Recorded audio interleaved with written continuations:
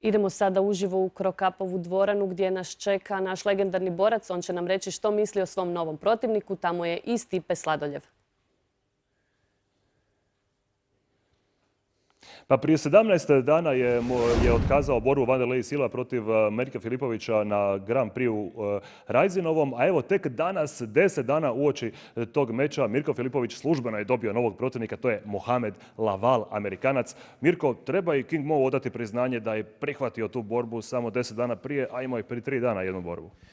Pa dobro, to za njega nije otegotna okolnost, to ne znači da je u vrhunskoj spremi. Odradio je borbu protiv Satoshi Ishija prije 3 dana. Nije imao nikakvu ozljeda, znači da je u vrhunskoj formi i dapače, nije to nikakav minus njegov. Nešto slično se meni dogodilo 2004.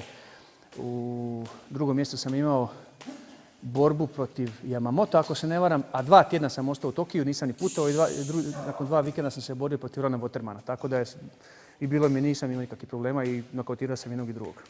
Bitno samo ozljede su ključne, a on nije imao nikakvu ozljedu zadobio, tako da je znači da je u vrhunskoj formi i će biti dobro meč.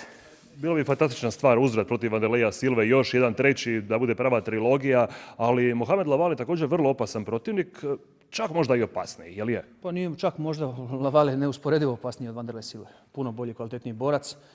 Nastupa kao poluteškaš i kao teškaš. Kao teškaš ima sve pobjede, borio se protiv 9 teškaša u teškoj kategoriji, ima si 9 pobjeda. Osvajač prošlogodišnjeg Rizinovog Grand Prix-a, gdje je iznokautirao, dvojicu je nokautirao, trećeg je teško izdominirao, zaista je bio za klasu iznad svih. Trostruki prvak Sjedinjenih Američkih Država u hrvanju, zaista vrhunski borac i zaista respektabilan protivnik. Kao što ste rekli, on je bazično Hrvač, višestruki prvak je SAD-a, ali vidio sam da ima 2/3 pobjeda nokautom. Znači vrhunski boksač također.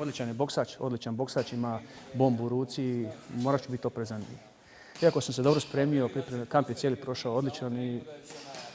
On trenira i sa Floydom Mayweatherom, pa sad u tom smislu kakvu borbu očekujete? Koji će biti njegov pristup u borbi, kakav game plan, kakav vaš?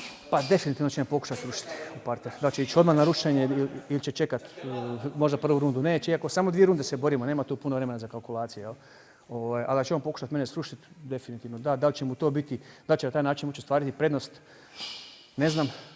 Smatram da ima ipak kvalitetniji partner od njega i vidjet ćemo. Ne znam, teško je to sad bilo kakve prognoze davati.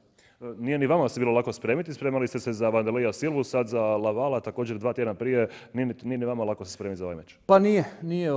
Radio sam pripreme, praktički sam bazirao za jednog sasvim drugačijeg borca, drugi stil borenja, ali to je jednostavno dio ovog sporta. Ozljede su sastavni dio ovog sporta, iako u slučaju Wanderleia Silve nije bilo riječ o ozljedi, već ja ne znam zašto on to radio. Prvo se promovirao, hvalio, gurao, izazivao me tamo javno, radio se neki kredibilitet i tako dalje, htio, ne znam, ispasti neki džek pred svojim fanovima, iako on znao da se neće boriti. On je prije mjesec i pol dana